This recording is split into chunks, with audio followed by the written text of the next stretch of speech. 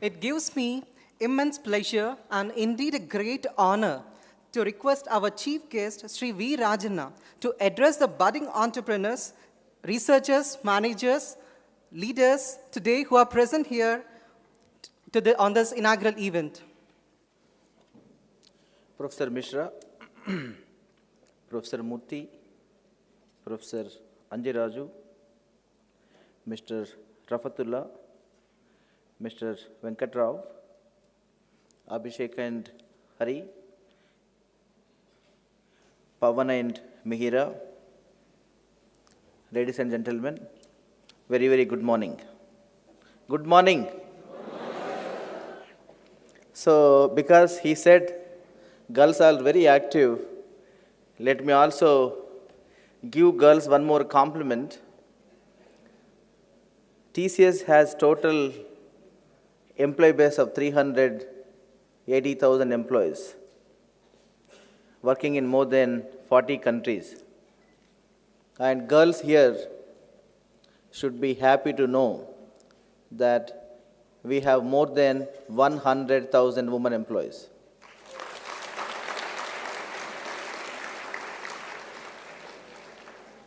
Also, I know IP, a business school, nothing to do with IT industry, because your professor started with girls.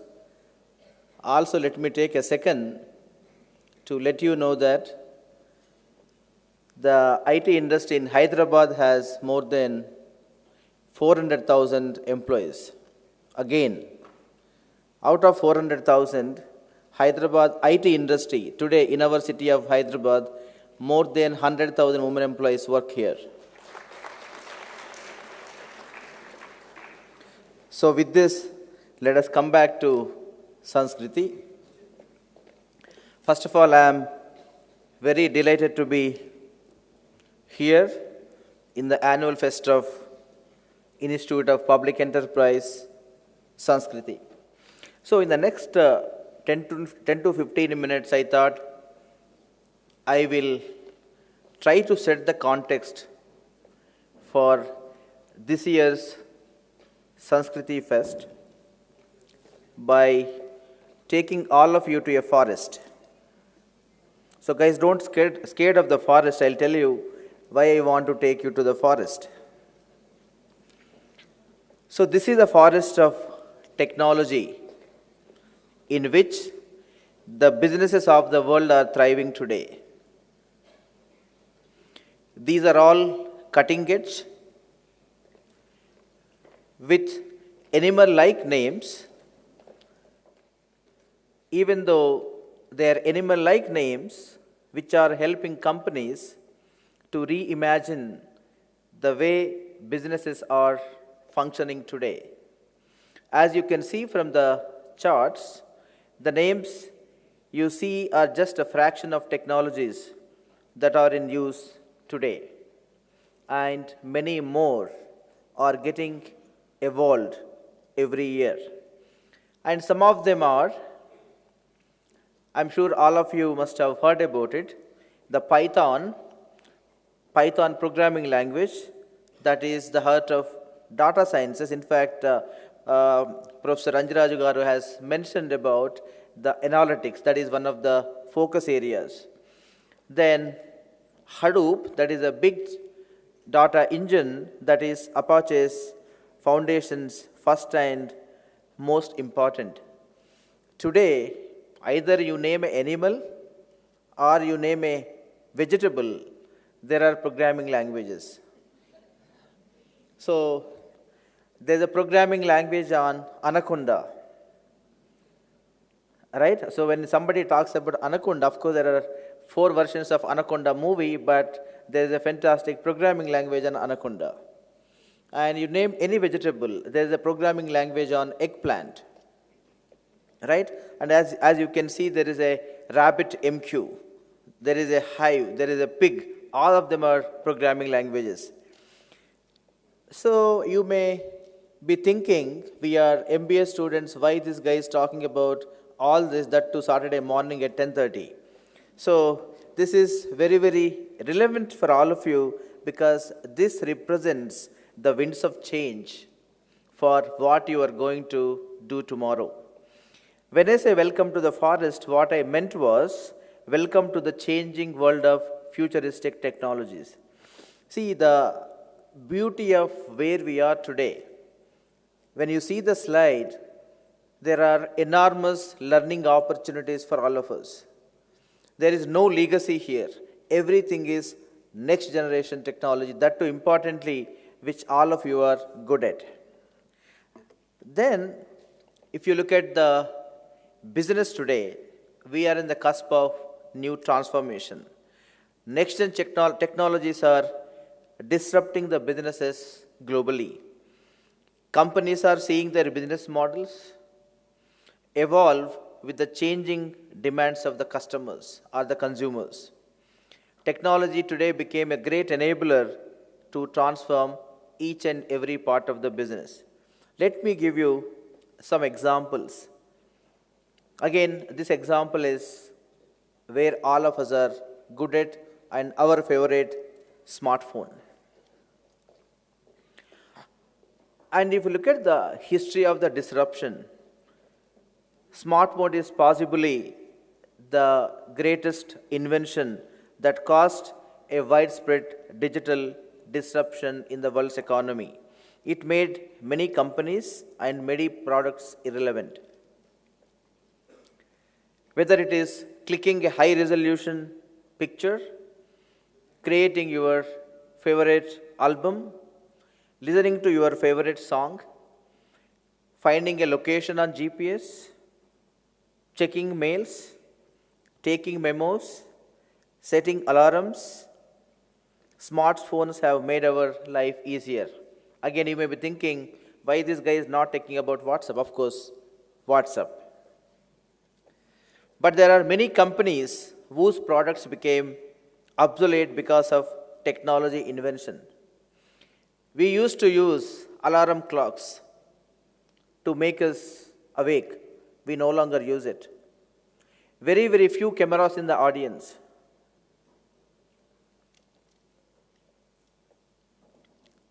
Then even the Walkmans.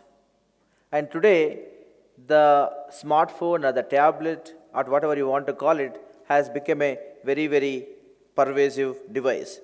So therefore, what I mean by is tech-savvy leaders are critical for business successes.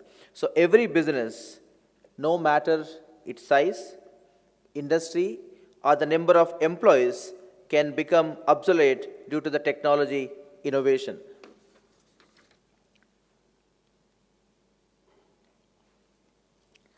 But is being technology savvy enough? Absolutely no. Today, the pace at which technology is developing, no single company can rule the industry on its own. Every company has to bring partners to create an ecosystem of products and services which can create not only a fulfilling customer experience but customer delight. And our very good example is Apple. And if you see Apple's ecosystem or the success of Apple, the user experience one gets from the ecosystem of applications, services, as well as the content is very unmatched and so seamless we often take it for granted. So why all of us love these devices? Because of customer experience by creating a phenomenal ecosystem of partners. In fact, Apple envisioned that the future is collaboration and laid the frameworks which is now act as a backbone of iOS ecosystem, that is both devices as well as services. While a device is the base, of course, the applications elevate the user experience by providing host of services. And Apple was the first to that on mobile devices. So when I say Apple ecosystem, that can be an app store, that can be an Apple Pay, that can be Apple Music, that can be CarPlay, that can be Apple TV or HomeKit or iBooks or HealthKit and etc. etc. And at first glance, it seems Apple is controlling everything when it comes to the iOS ecosystem, but deep down, it is the interplay of hundreds of services, of thousands of different service providers, which makes the platform very, very compelling. And if you see the business paradigm now, we can clearly see that it is an ever changing, fast paced, highly competitive, and global business. Successful companies have over the years realized that they can no longer survive just by selling either products or just by selling technologies, and therefore gradually evolved their offerings into end to end. Again, I repeat, end to end business solutions. Business solutions require a deep understanding of the domain as well as a technology. That is where MBA students like you can make a phenomenal difference. Selling a solution requires that companies fundamentally change how they do the business. Instead of pushing products, they must understand and create genuine connections with the customers. Selling solutions require lasting partnerships with customers in which the goal is always to find new ways to help the customers. Therefore, there is a new business world which requires business leaders or the future business leaders like all of you to not only be tech savvy but also be equally good at business as well as good at the respective industry domain. The leaders of today's most innovative organizations have the big picture of the entire business. Most of today's innovative companies are shifting their focus from products to complete business solutions. And if you look at some of the examples, many tech companies who earlier used to sell consumer devices as standalone products are offering business solutions, whether it is around digital or Internet of Things, or the smart homes, or the smart kitchens, etc., etc.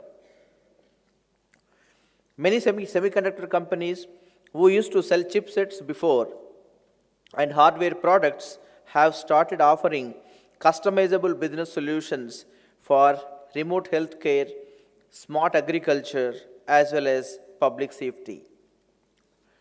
So if I can summarize what is happening in today's businesses are primarily focused on three things. One, how can I enrich customer experience? Why all of us love a specific phone? The features come second. The first is, are we comfortable with a particular device, whether it is iOS or Android? The primary factor because the customer's comfort with that particular device. Second is, customers are leveraging the technology, whatever I said, whether all the digital technologies on how can I come with new set of products, how can I come with new set of solutions. And third is the optimization of overall operational efficiencies of the enterprise. And this is where you guys can make a phenomenal difference. And hence, the future is very bright for all of you. And if you look at some of the statistics, as per the Graduate Management Admission Council, that is GMAC, 88% of the recruiters are looking to hire from B schools. So if you see the past year, so this is an increase of almost 33%. So this shows the demand for business graduates is increasing over time. So you can congratulate for yourself.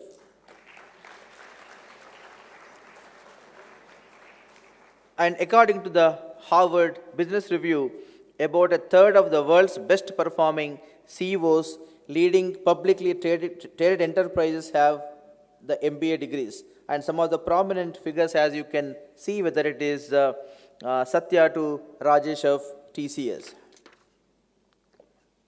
And of course, I should not forget Indra Nooyi, because we're speaking a lot about the woman here. So while there are plenty of opportunities, and I am very, very positive about the opportunities, I thought I will conclude with an excellent quote by J.R.D. Tata, where I think your friends, both Pavan and Mihira, also talk about this, with the excellent quote by J.R.D. Tata: for you to make a difference to yourself, your family, your future company, as well as our country. The quote is, and in fact, whenever I read this, I get lot of energy. One must forever strive for excellence. I repeat, one must forever strive for excellence or even perfection in any task, however small, and never be satisfied. Never be satisfied with the second best. And I truly believe if you really follow this on a daily basis, this makes you different. This makes you different from rest of the crowd. So with this, once again, thank you so much for the invitation, and I wish each one of you, as well as this year's edition of Sanskriti, a great success. Thank you.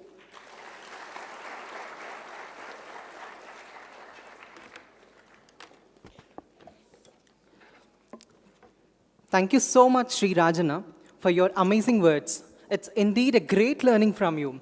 Our words are less to describe the gratitude which we wish to express. So once again, can we have a huge round of applause for Sri Rajana?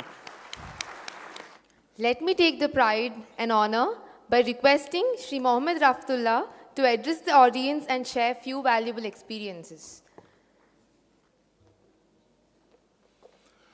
Very good morning, Sanskriti, honorable members, and girls and boys.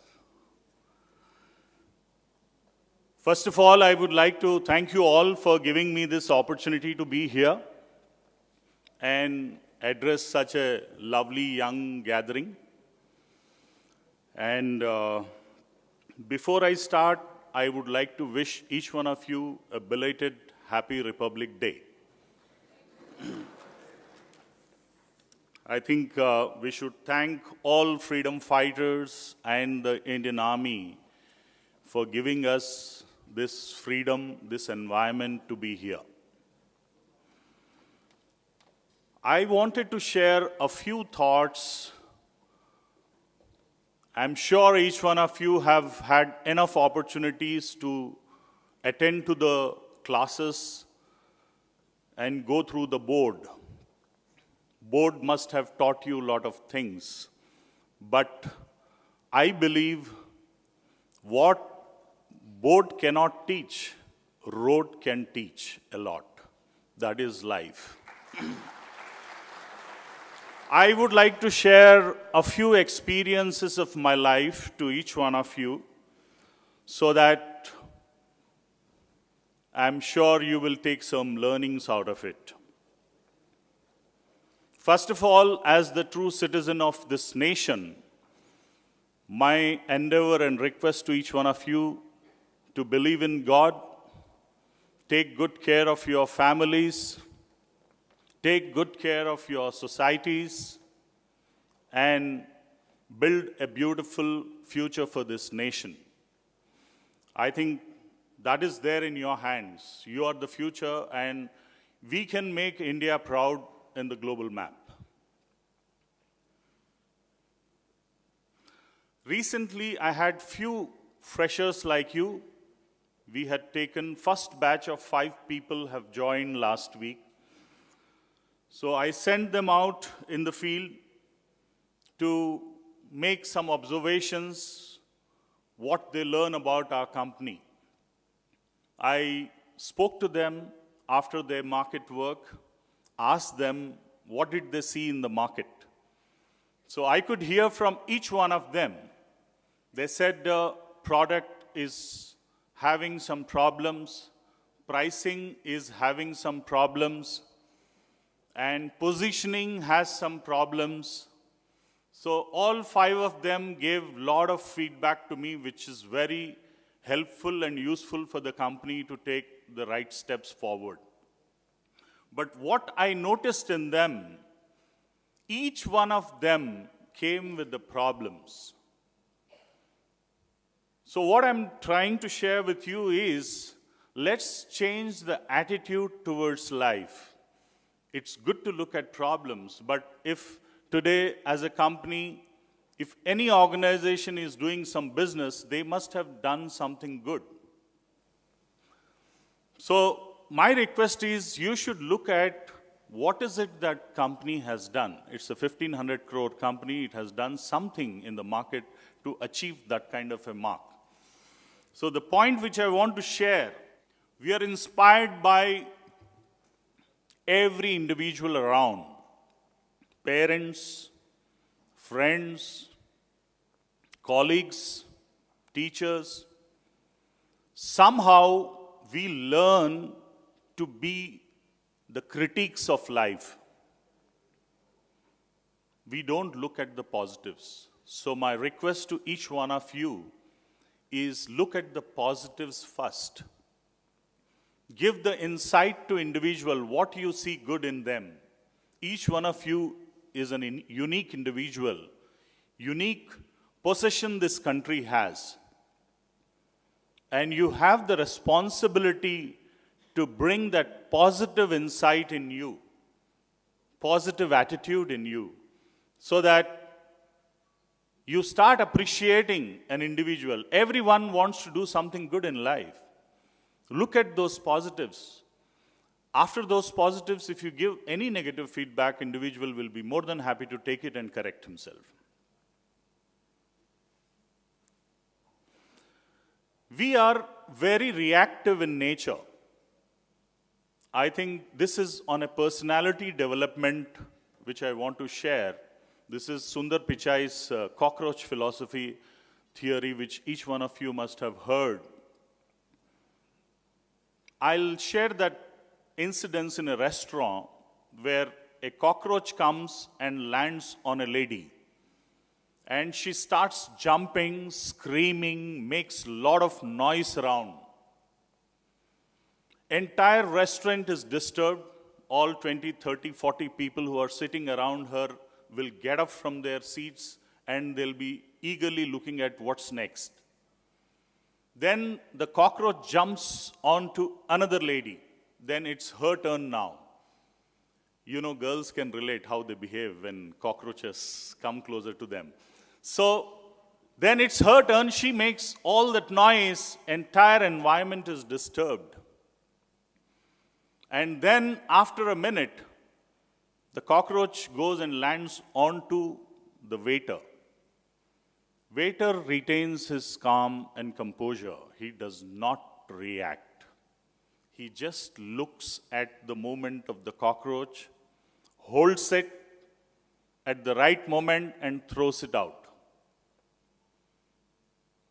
What I'm trying to say is, we are all very reactive in nature and we disturb the whole atmosphere. It's only because of our approach towards life we are creating that disturbance in each and every individual. If you start responding to situations like how the waiter did, I think he retained the calm and composure and still addressed the problem of removing the cockroach from there. So what I'm saying is, please respond to situations. Don't react to situations. And we also have a very unique tendency of judging people. Here I have a different story to share. One guy proposes to a girl, "Will you marry me?" Then the first question the girl has is, "Do you have a house?" The guy responds, but he had something to say. Then immediately she says, "Do you have BMW?" The guy says, but he wanted to say something. Then immediately she says, "What is your salary?"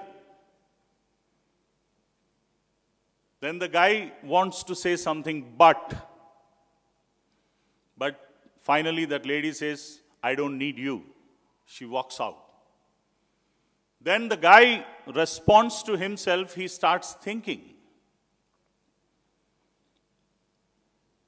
I have a big villa.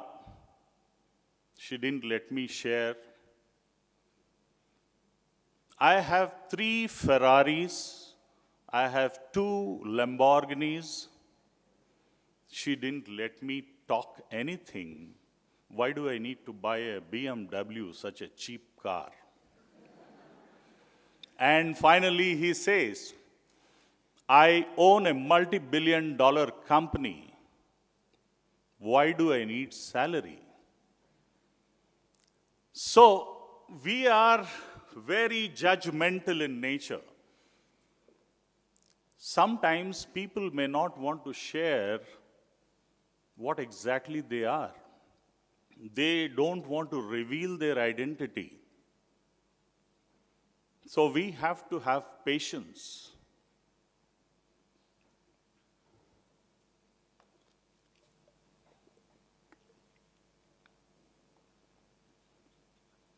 If you want to be a winner in life, have a clear thought first. Convert that thought into a word. Share with your friends. And once you share with your friends, colleagues, family, they will help you work towards actioning what you want to achieve in life. And anything which converts into action will give you result. And if you practice for 21 days, that becomes your habit. And you will be a winner forever. I want to share the success formula in life. Success formula is nothing but skill, will, resources, and processes. So, everywhere without resources, you can't achieve anything. And definitely, processes will help you align with the organization and move forward in life. And finally, you are left with your skill and will. And between the skill and will, skill, of course, will take you to the boxing ring. And it's that will. See, when you are in a boxing ring, your opponent will punch you. You will bleed. You will fall many a times. When you fall, obviously your skill didn't let you win. But if you have the will to get up and fight back, then that will give you the determination and confidence to win.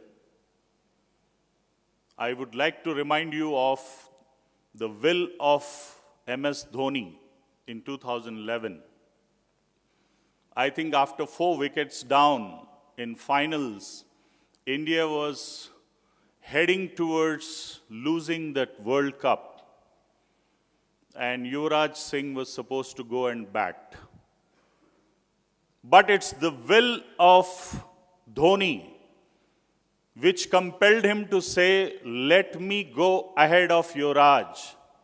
And he made that 96, 97 runs and made India proud by winning the World Cup.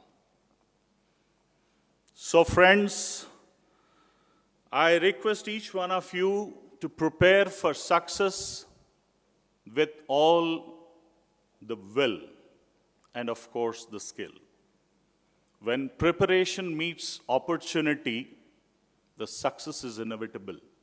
Thank you very much.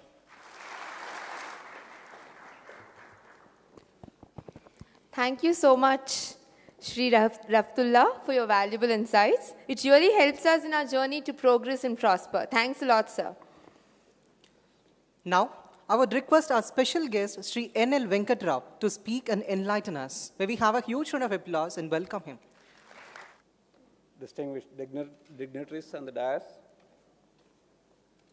Dr. Mishra,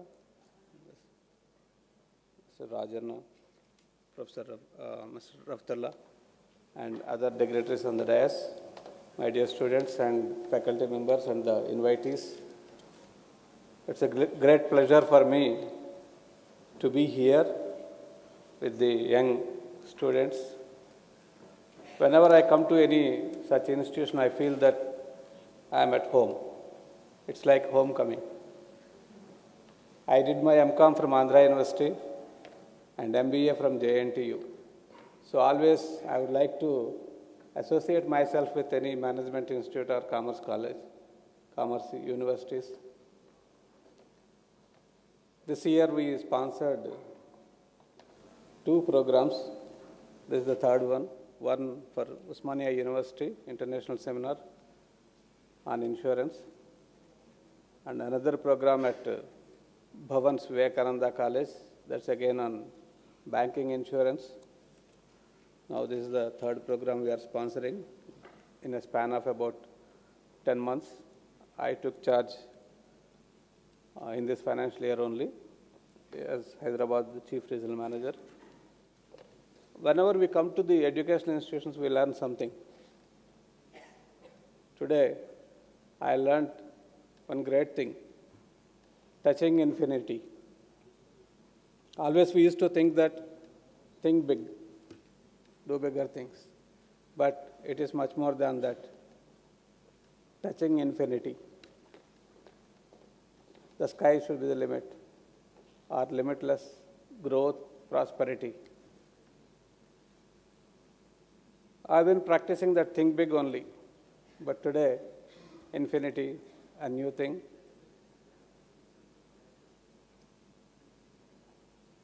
National Insurance Company is the oldest company with 111 years of experience, means that many years of experience. It's not the old, it is that many years of experience. Last year we completed about 14,200 crores, and this year we are heading.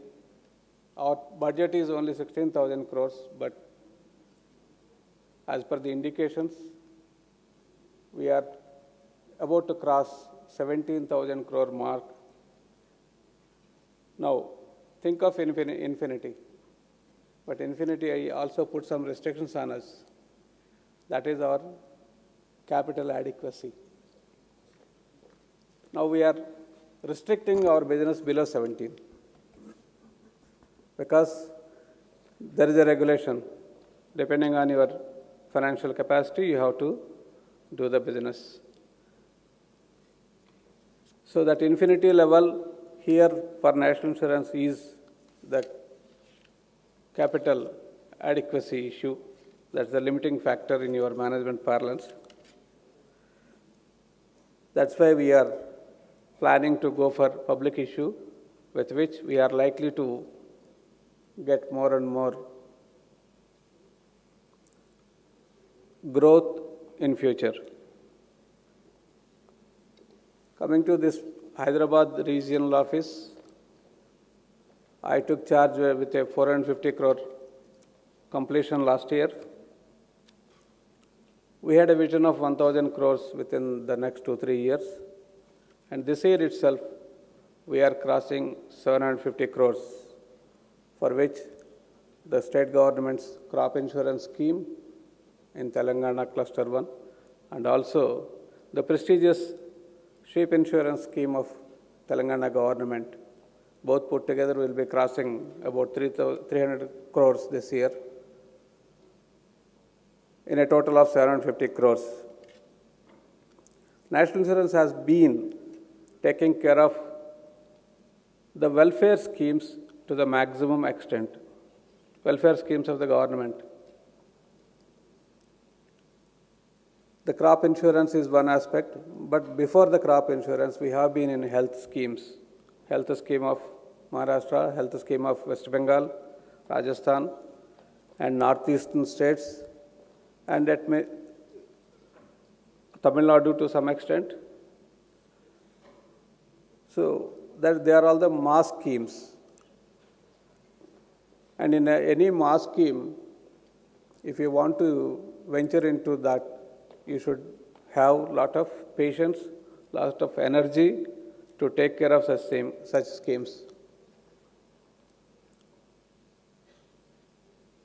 For about 3.5 years, I was heading Maharashtra government scheme, that health insurance, serving about 10.5 crore people.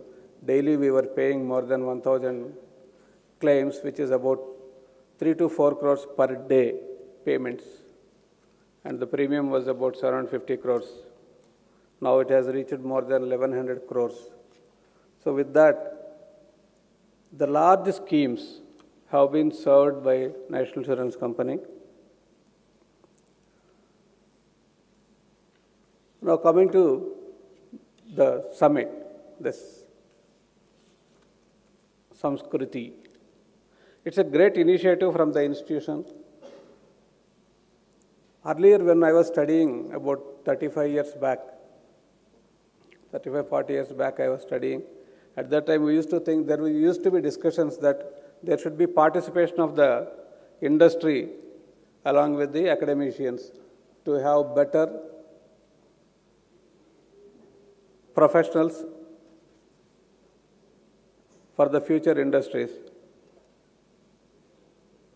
But today, I am seeing with this Sanskriti and also the speeches delivered by the director and Mr. Raju, that you have been having interaction with the industry people, that industry association with you people will help. Academic background is one aspect, it's required. And at the same time, combined with the experience of the industry people, you will become a better managers when you take up the jobs. As a management student, when I was studying, some of my classmates used to question me, why are we studying statistics? Why are we studying operations research, risk management? I am a manager, I am not going to do the statistics. These questions people used to ask in those days. That's a perennial question. Even now you may be thinking in those lines. But no subject will go waste. Every subject will be of immense use. Once I was teaching project evaluation and management to the students of Ambedkar Open University some 10-15 years back. So to teach that subject, I need all the subjects. I must be thorough with all the subjects. Then only I can teach that subject. And in the field also, in the job, whenever you take up any assignment, everywhere all the subjects are useful. No subject is a waste. And especially when you come to insurance, if at all you come to the insurance industry, all your commerce subjects and management subjects are useful and they require every subject. I'll give you one case study. When I joined my job at the age of 26, straight away from the educational institutions, my posting was in UP, Muradabad, a notorious place in those days. People were afraid of going there. When my batchmates heard about my posting in the training center, they said, "Mar gaya." I went and joined there. I was supposed to report to my divisional manager. I was waiting outside the chambers of the divisional manager. I was sitting outside the chamber along in front of one of the staff members. Casually, I asked him, "What are you looking after here?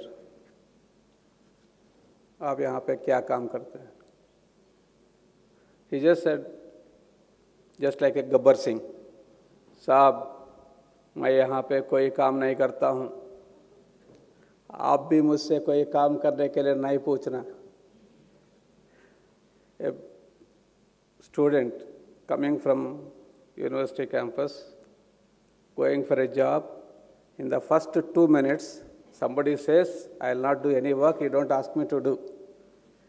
what will be my fate? Incidentally, that fellow has to report to me. Afterwards, I came to know that that fellow was working under me. And within 2 months, the same fellow was working with me on Saturday, Sunday, after office hours. How? It is the knowledge my educational institution gave to me. It is the organizational behavior which I learned in my MCOM and MBA. The fellow had some behavioral problem. That behavioral problem I tackled. He became an excellent worker. Later on, he became an officer and he rose to higher positions. Similarly, when you handle larger schemes, you have to deal with different people. And if handling with the government officials, especially IAS people, it is very difficult. All those things, you can always go back, you can think about your learning and your MBA. All those things you can implement and get the result. So I wish you all the best, and during these 2 days you will be coming out with a lot of good decisions and helping the industry, and you will also grow, you will also get benefited. I appreciate the IPE for organizing this kind of great program, and I thank you all for giving me this opportunity. Thank you all. That was awesome, sir. Thank you so much for your valuable addressing. Now, as a token of gratitude, I request our director, Professor R.K. Mishra, to present a memento to our chief guest, Shri V. Rajan.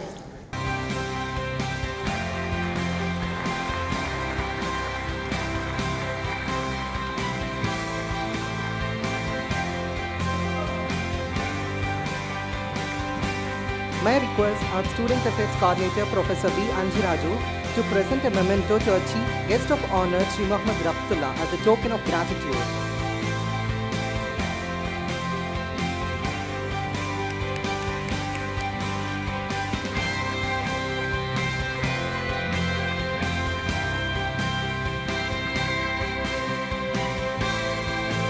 I also request our Dean, Professor S.S. Murthy, to present a memento to our special guest as a token of gratitude.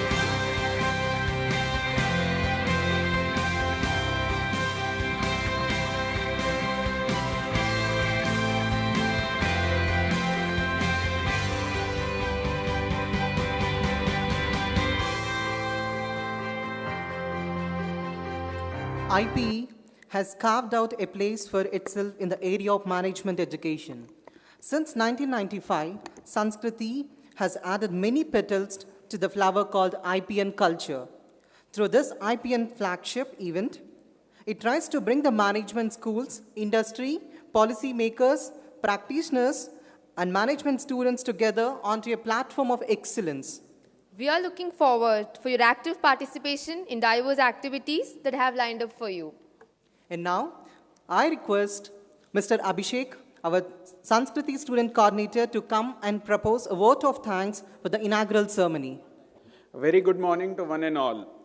The organizing team, on behalf of IP, thank our guests, Shri V. Rajanna, Shri Mohammad Rafatullah, Shri N.L. Venkatrao, our Director, Professor R.K. Mishra, Dean, Professor S.S. Murthy, Faculty Student Coordinator, Professor V. Anjiraju, guests from outside, faculty members of IPE, and all my dear friends. We also thank the staff members of IPE, security personnel, and KL Enterprise for making it further easier to organize this event. This event would not have been possible without all your support. It is my duty to thank all our sponsors who stood behind us and are the reason for the success of it. A special thanks is due to our media and coupon partners for getting associated with us. Teamwork is the best work, and output is here for all of us to see. So I wish everyone a best of luck for participation in events. Thank you. Thank you, Abhishek. Now I request all the audience to get on with the proceedings. You have been a lovely audience. Thank you so much. A big round of applause to all of us.